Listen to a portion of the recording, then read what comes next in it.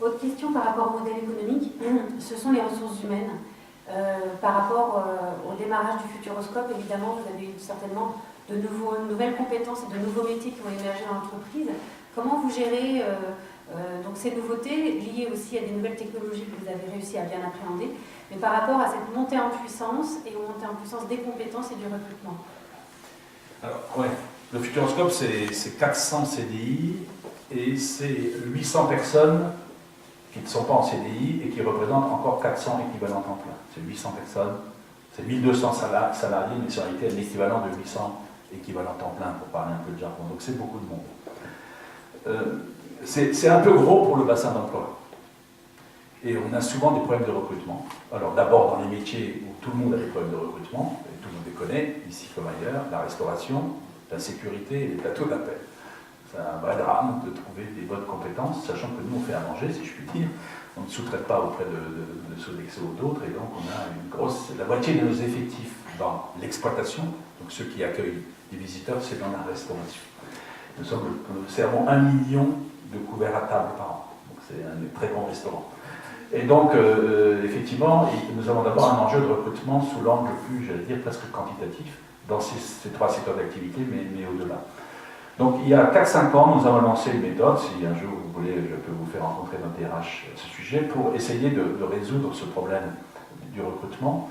On faisait avant comme il est logique de faire, c'est-à-dire on sélectionnait des CV, en retenant évidemment plutôt des gens qui avaient une proximité professionnelle avec la nôtre, l'hôtellerie évidemment, mais même de manière plus éloignée.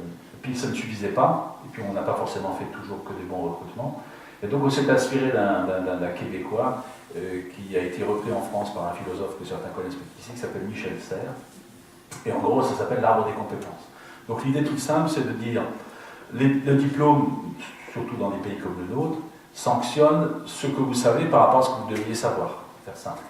Donc si je veux avoir tel diplôme, je suis supposé savoir ça et ça. Au moment de l'examen, on mesure l'écart entre ce que je sais et ce que je serais supposé savoir. Bon. Mais finalement, ça, en quoi ça nous intéresse? C'est très peu de diplômes dans la profession. Donc nous, on a développé une méthode avec la NPE des Deux-Sèvres, un directeur qui avait travaillé pour Eliez à l'époque. Je me rappelle de Jacques Chirac, venu visiter Eliez. Et il avait tellement été impressionné par cette méthode qui s'appelle la méthode des habiletés qu'il lui avait fait avoir la Légion d'honneur quelques semaines plus tard. Donc c'est l'ancien directeur de la NPE des Deux-Sèvres. Donc c'est avec lui qu'on a travaillé ça. Je cherche son nom maintenant, je vous parle. Georges Lemoine, voilà. Donc cette méthode des habiletés, on ne va pas être trop long. En gros, l'idée c'est de dire plutôt que de te dire ce que tu devrais savoir, je vais essayer de dessiner ton arbre des compétences. Et pour ça, je vais prendre les métiers et définir dans ces métiers des habiletés, qui est un mot pas très éducation nationale, qui est un mot assez québécois, et qui consiste en gros à dire, ben voilà, si tu fais de l'accueil, c'est quoi les 4 ou 5 habiletés de base? Une des habiletés de base quand on fait de l'accueil, c'est de résister au conflit. Parce que forcément, il y en a. Si vous avez un Anglais au parc, il y en a, 3% de la fréquentation, l'Anglais, il est contraint. Donc s'il a acheté quelque chose et si on lui a dit que le machin était ouvert à 9h du matin et que vous l'ouvrez à 9h30, vous êtes sûr d'avoir un conflit à gérer à 9h15, it was written, et donc c'est assez vite, assez dur. Puis il y a régulièrement des queues, heureusement, on fait ce qu'on peut, mais il y en a et il y a des gens qui ne sont pas contents. Donc dans l'accueil, un des savoirs, une des habiletés nécessaires, c'est savoir gérer le conflit. J'en ai vu, moi, chez moi, gérer le conflit, je suis sur les fesses, tellement ils sont extraordinaires. Je suis à 100 km d'être capable de ce que c'est capable de faire. Déminer la situation, reposer le sujet, trouver des solutions. Ça, c'est une habileté qu'aucun diplôme, il n'y a pas de diplôme qui vous forme à la gestion des conflits, dans l'accueil touristique français. En revanche, on sait que c'est une habileté requise. Et donc, avec Georges Lemoine à l'époque, on a construit par type de métier ces habiletés nécessaires.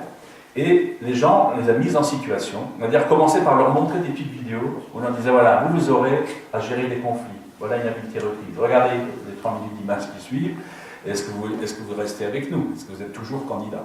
Donc cette méthode nous a permis de chercher de nouvelles populations, j'allais dire en termes de recrutement, notamment des gens plus âgés, notamment des gens qui étaient passés par l'industrie, qui a priori n'étaient pas faits pour l'accueil, mais qui aimaient ça et qui se sont révélés en situation de test, on va faire un petit peu simple, parfaitement aptes à maîtriser ces habiletés. Donc ça a pas mal desserré les taux du recrutement, on va dire, sur les fonctions de base.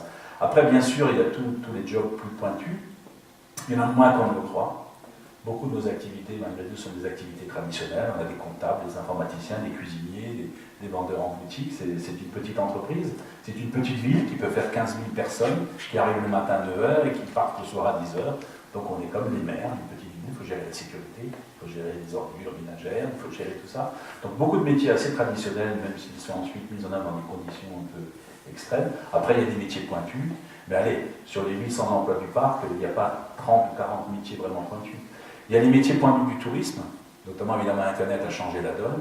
Aujourd'hui, nous vendons 40% de ce que nous vendons sur Internet. Et quand je suis arrivé, le plateau téléphonique, voilà, je t'appelle le 05 machin, puis quelqu'un au bout du fil répond, ouvre un dossier, il y avait 27 personnes, là on est à 7 personnes au plateau téléphonique. Et les 7 qui sont au plateau téléphonique, en général, ils ont quelqu'un au bout du fil qui, lui, est devant son PC et ne veut pas tout seul remplir le dossier sur Internet et demande du soutien pour 1000 raisons. En gros, on fait pratiquement plus de ventes par téléphone. Et ça se fait évidemment par la réservation Internet, et vous savez que dans le tourisme, Internet a complètement changé la donne. Non seulement par la vente, mais aussi parce qu'après les gens racontent ce qu'ils ont vécu, et que ça se balade où on veut. On voit bien l'impact des tweets et autres réseaux sociaux. Aujourd'hui, il y a tout à l'heure à gérer tout ça. Donc ça, c'est sûr que ça fait apparaître des nouveaux métiers dans la communication, dans la vente et dans la communication. Et puis évidemment, tous les métiers liés au développement, donc la fabrication des attractions, qui est un métier extrêmement pointu, où le parti pris que j'ai pris est de ne pas prendre d'artistes à l'intérieur, de prendre des ingénieurs. Il y a 5 chefs de projet qui sont des ingénieurs en droit et art et métier, pour faire simple, qui sont des gens rigoureux, qui savent tenir un budget, qui savent tenir un délai, qui savent tenir une équipe.